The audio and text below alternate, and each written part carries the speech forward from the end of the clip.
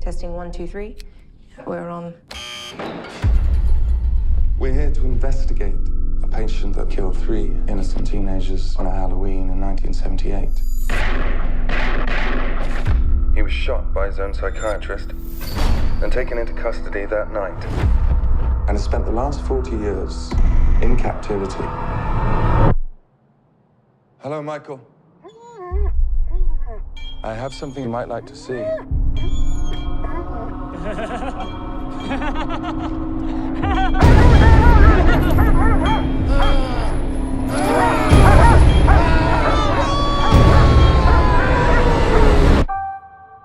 So when this film ended, the person I went to see this film with, he turned around to me and said, "Did you fall asleep during that?" I looked tired, apparently, and I'm going to explain why I looked tired at the end of seeing this film. So as we all know, the Halloween franchise is 40 years old this month. And they've been bringing out Halloween films for 4 decades now. I remember 20 years ago, it's that H2O thing. Silly. And if you've seen the full trailer for this film, the one that's just come out this month, you kind of see it's like Halloween's come home, basically. And that maybe this new film will be the closure of the franchise, hopefully.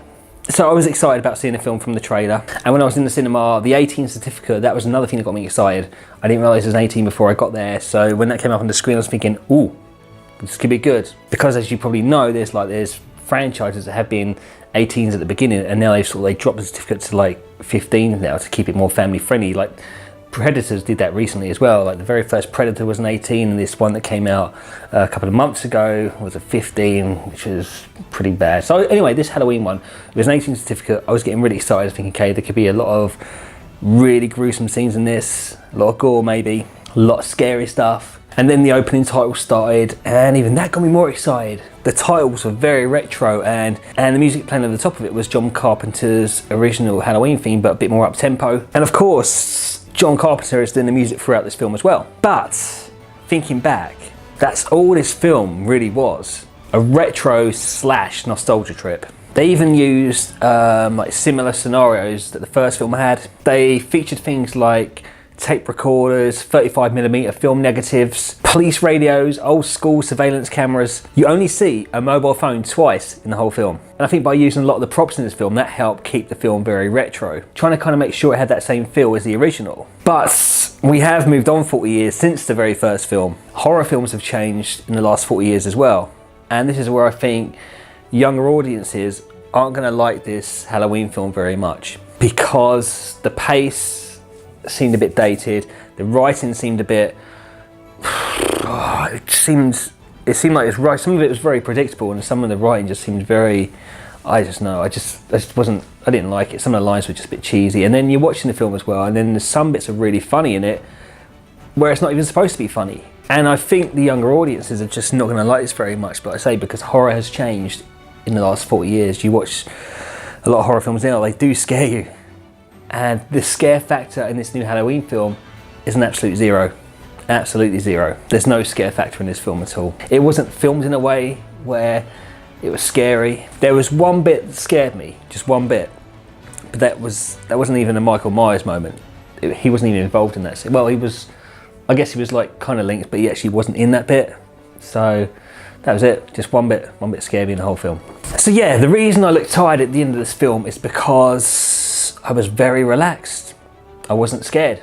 I wasn't gripped or anything like that. I was just very relaxed in my cinema chair. I mean, this film has probably just been made because it's the 40-year anniversary of Halloween.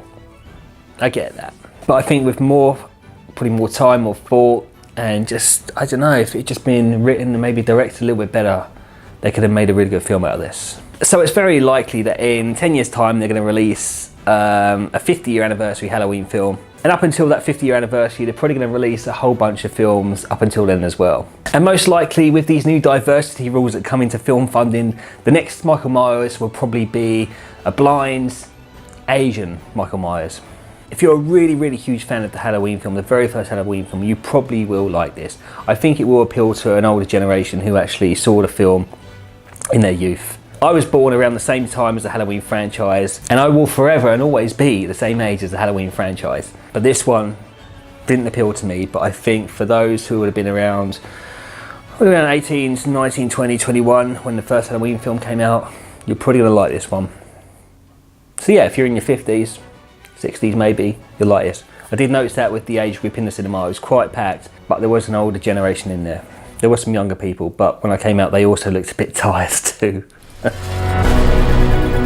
don't believe in the boogeyman? He's here! Michael! You should. Can you close the closet door?